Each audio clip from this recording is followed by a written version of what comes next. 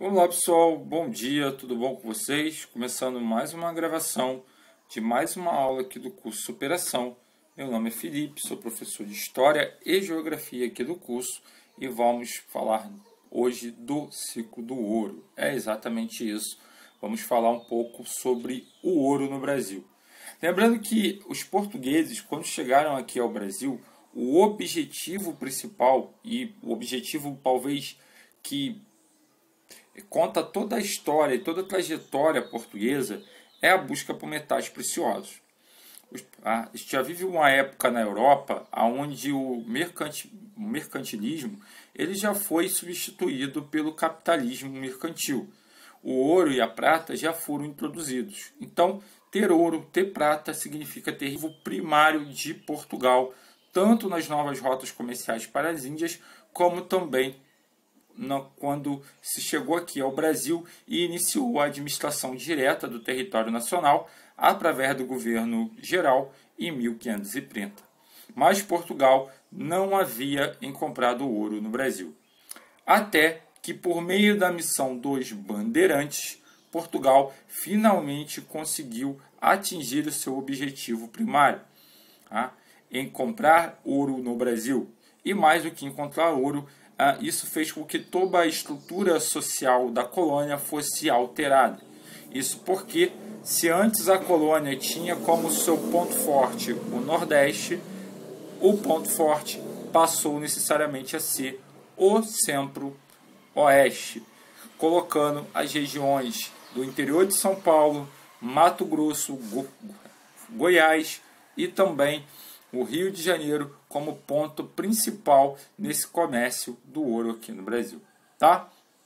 Então, vamos falar um pouquinho sobre esse ouro aqui no Brasil. O ouro, ele vai se tornar a principal atividade da colônia, inclusive desbancando o açúcar.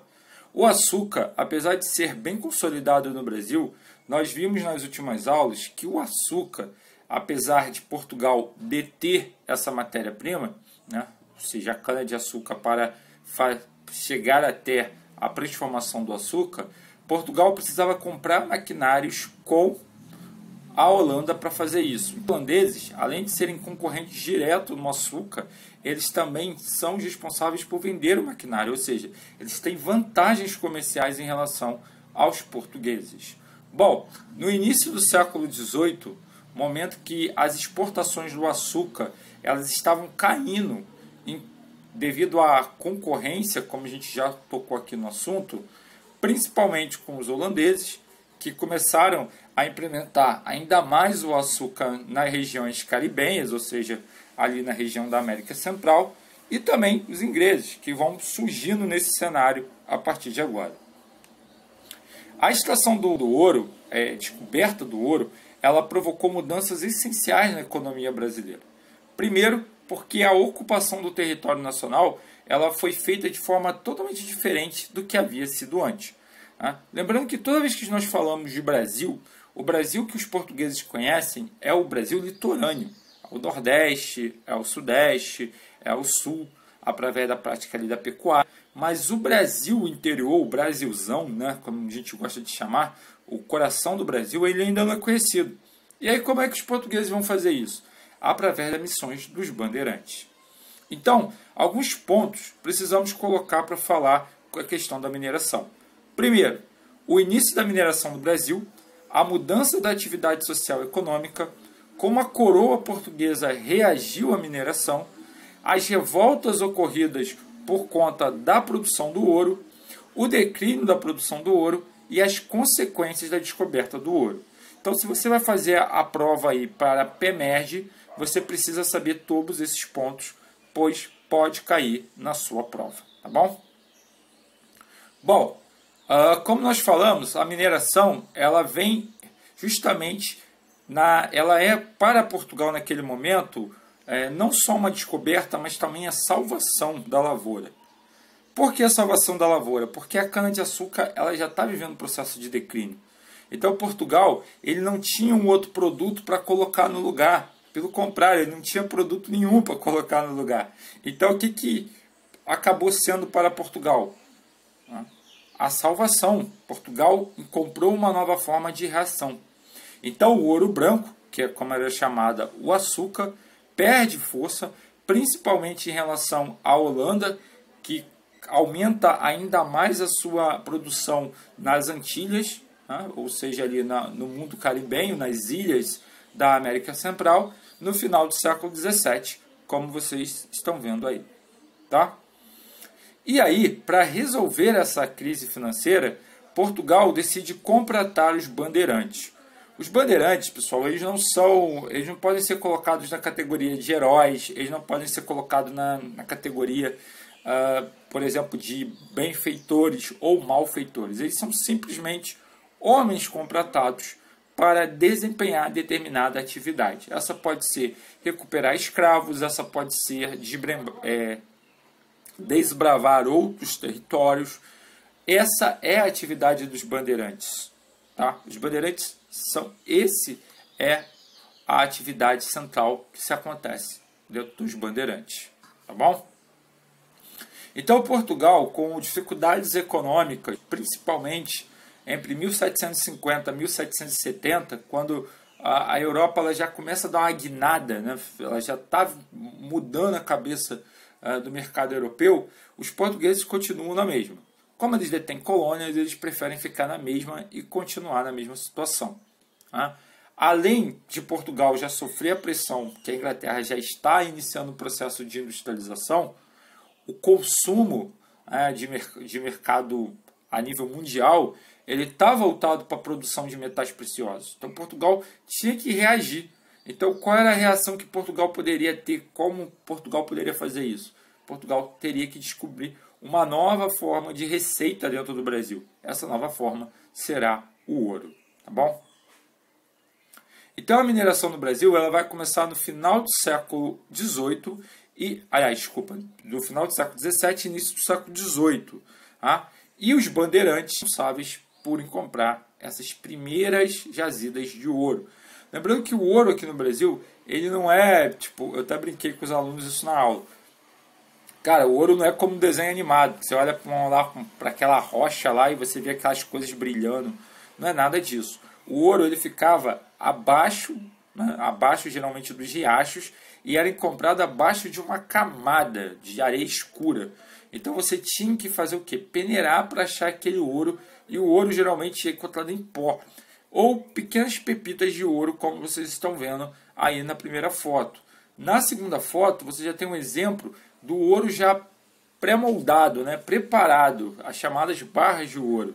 Que aí vai depender, lógico, do processo de uma casa que a gente chama de casa de fundição, que nós vamos ver aqui à frente, né, nessa gravação, tá bom? Bom, a mineração, logo que ela explodiu, ela praticamente chamou a atenção de todos. Tanto as pessoas que viviam em Portugal, que queriam vir para o Brasil de qualquer jeito para poder minerar, como de brasileiros que também queriam ter acesso às minas de ouro. Então Portugal teve que agir rápido, porque Portugal entende que ele é o dono da colônia, ou seja, o território pertence a ele, tudo pertence a ele. Porém, se Portugal não agisse rápido, o que iria acontecer é que Portugal provavelmente não teria lucro em cima dessa produção aurífera, porque necessariamente os caras começaram a invadir e começaram a peneirar ouro, beleza? Bom, existem duas formas, basicamente, de você conseguir chegar a esse processo do ouro. A fascação, talvez, é o processo que a gente conhece melhor, porque esse processo, a fascação, é um processo que envolve diretamente o cara ir lá no riacho, lá peneirar o ouro lá na própria fonte, tá? Diferente do outro processo, que a gente já tem o processo que você tem que desviar a água para criar uma espécie ali de galeria aonde você vai fazer o garimpo desse ouro, tá? Então é um processo já que a gente pode até falar em termos, lógico, primitivos, mas é um processo já industrializado, né? Primitiva, mas industrializado. Diferente do ouro que você pega lá, você vai lá com a peneirinha e consegue extrair o ouro, tá bom? Bom, então vamos falar desses dois processos. A fascação, já falei, é o que a gente conhece melhor, tal, e é mais falado na história, mas tem a lavra. A lavra, ela se estende a técnicas, como eu falei para vocês. Você usa ferramentas para poder construir esse processo da galeria ali, de você desviar a água, você criar aquela galeria e você fazer ali justamente escoação daquela água e também peneirar o ouro que está ali presente ali naquela extremidade, beleza? Bom, então o que causou o ouro no Brasil, que é o que a gente estava falando, né? Estava conversando e é preciso entender. Primeiro vamos falar que o ciclo do ouro ele fez criar uma nova capitania, que é a capitania das Minas, tá? E é importante porque justamente os estados que nós conhecemos hoje, como Mato Grosso, Goiás, Minas Gerais, eles vieram exatamente, né, eles vieram justamente desses lotes auríferos de exploração. Então, o fato de você ter esses lotes fizeram com que a coisa andasse, tá bom? Durante o auge desse ciclo do século XVIII, nós tivemos milhões de pessoas foram a essas regiões para buscar uma nova forma ali justamente de vida, né? Uma oportunidade de vida. Então nós tivemos dois processos, o processo de imigração e o processo de migração, tá bom? Bom, o enriquecimento do ouro fez surgir uma elite que veio da questão do ouro. Então, para o cara explorar o ouro, o que ele tinha que fazer?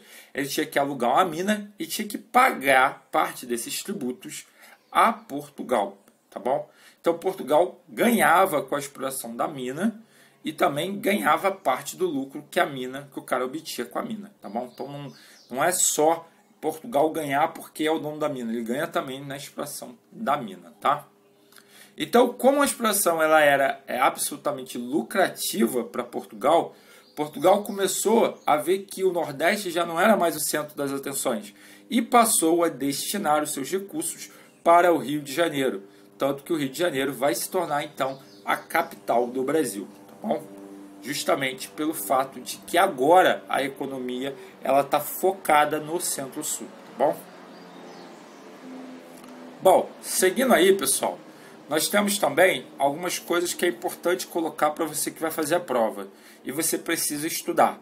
Você vai ter que estudar, por exemplo, a questão da urbanização. Cidades, vilas foram criadas, por exemplo, a vila de Vila Rica, foram criadas dessa questão do boom do ouro.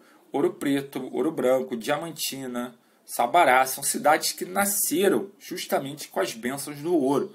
Então, o ouro foi importante do Brasil também, porque ele ajudou a construir o sistema de urbanização brasileiro, já que o Brasil não é um país longe de ser uma terra urbana. E ele vai começar a viver esse processo a partir do ouro, tá bom? Bom, aí tem foto de algumas das cidades de ouro. Eu já tive em Ouro Preto e sugiro que vocês tenham a oportunidade de conhecer a cidade de Ouro Preto. É uma cidade bela, onde você consegue observar como o ouro foi importante para essa região e, mais do que tudo, como o ouro enobreceu essa região, né? Tornou ela realmente uma região incrível de você conhecer, porque você vai nas igrejas, você vê que todo o altar das igrejas é feito de ouro maciço. Você vai em muitas construções, você consegue ver na arquitetura a utilização aurífera, tá bom? Bom, aí na foto, eu vou ampliar aqui para vocês poderem ter uma noção. Deixa eu usar aqui o meu recurso. Peraí, meu pincelzinho aqui, para a gente poder dar uma olhada aqui legal, né? Então já estou com o meu pincel. Vou pegar aqui a seta. Vou dar seta, usar a seta. E aqui, se vocês repararem, eu sou ótimo de seta, né, gente? Peraí, deixa eu botar a borracha aqui. Apagar, né? Deixa eu apagar aqui. Deixa eu voltar aqui agora. Tá. Deixa eu usar o meu pincel aqui de novo.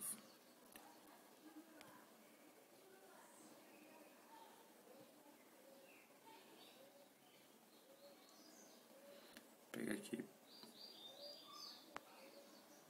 Agora vai, setinha.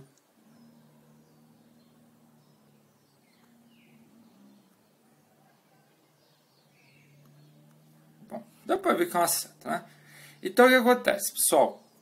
Essa região é onde era o caminho do ouro, tá? Então, o ouro era feito por todo esse caminho que você está vendo aí. Se você pegar, você tem o final desse caminho é o Rio de Janeiro, mas ele vai subindo ali e essa subida ela vai em direção a encontrar com as Minas Gerais, tá bom? Então, vai encontrar ali com São Paulo e Minas Gerais. Essa era a região onde o ouro se estabelecia, tá bom? Deixa eu retornar aqui agora. E vou passar para a próxima tela. Então, qual a situação dos metais preciosos, né? Como a principal atividade aí da colônia, nós vimos a construção basicamente de uma sociedade que dependia do ouro para se estabelecer. Tá? Então, o ouro era a fonte dessa sociedade, era super importante para a construção dessa sociedade. Beleza? Bom, então vamos falar sobre como é que o ouro, a pepita de ouro, se transformava no ouro que a gente conhece, tá bom? Vou passar aqui que tem algumas coisas aqui que são muito mais curiosidades. Não vale a pena a gente estar falando, mas vamos começar a falar sim agora de todo o comércio que envolve esse ouro. Primeiro, nós temos os boiadeiros. Os boiadeiros eram responsáveis por fazer o transporte do ouro. Então, o ouro era transportado pelos boiadeiros. Já os comboiros, eles eram responsáveis pelo transporte de escravos. E isso Portugal está de olho. Tanto que depois Portugal vai começar a cobrar também pelo número de escravos que você leva para as minas. Então, o sistema português ele era absolutamente tributário, tá bom? Então, a coroa portuguesa logo percebeu que era necessário aumentar a fiscalização e sobre a exploração do ouro. E o que eles fizeram? Eles começaram a criar impostos. E esses impostos, senhores, pode cair na prova de vocês e eu vou falar agora para vocês. Bom, o mais famoso, que você já escutou muito falar na história, é o quinto. O que é o quinto do ouro? 20% da riqueza extraída das minas ia para Portugal. Como eu falei, Portugal ganha tanto na questão... Tá? Portugal ganha tanto na questão da exploração da mina, como ele ganha no recurso que a mina tem. Então, 20%, esse era o quinto do ouro. Prestar atenção, porque esse imposto pode cair na sua prova. A captação era pelo número de escravos. Quanto mais escravos você levava, mais você tinha que pagar em relação a esse imposto chamado captação, como o nome diz. A ideia é captar dinheiro mesmo. E a derrama é uma espécie de acordo. Sabe aquela conta que você não conseguiu pagar, aí você liga lá para o banco e faz um acordo com o banco? Essa era a derrama. A derrama podia incluir qualquer coisa. Dinheiro. Ah, eu não tenho dinheiro. Eu vou pagar com bens, eu vou pagar com cavalos, eu vou pagar com escravos, eu vou pagar com fazenda, eu vou pagar com casas. Você poderia fazer qualquer tipo de acordo, mas você tinha que pagar. Tá bom? Bom, então esses órgãos de controle, essas regras tributárias criadas pelo governo português, fez necessariamente nascer a Intendência de Minas. O que é a Intendência de Minas? Ela fiscalizava o controle e distribuição das terras e fazia a cobrança dos impostos. Ao mesmo tempo, nós tínhamos a Casa de Fundição. A Casa de Fundição ela era responsável por transformar aquelas pepitas que nós vimos na foto em barras de ouro. Então, basicamente, eram esses dois órgãos que faziam a tributação. Então, pessoal, aí nós temos um quadro da mineração no Brasil. Tá? O que nós podemos, então, definir sobre as consequências do ciclo do ouro? Bom, o ouro ele teve repercussões muito importantes para o Brasil, até mesmo porque as primeiras ideias realmente ali de movimentos contrariando o Império Português vão nascer do ciclo do ouro. Na próxima aula nós vamos estudar as revoltas geradas pelo ciclo do ouro. Mas também é importante dizer que Portugal vai ficar meio perdido nesse caminho. Por que Portugal vai estar perdido? Porque Portugal não vai se industrializar, assim como, por exemplo, a Inglaterra. Então, em um determinado momento da história, que nós vamos ver, é que Portugal vai praticamente vender o ouro todo, porque qual é a serventia do ouro para Portugal? Usar nas igrejas, mais nada. Já a Inglaterra não, usa o ouro como energia, como combustível. Então, é importante a gente destacar isso.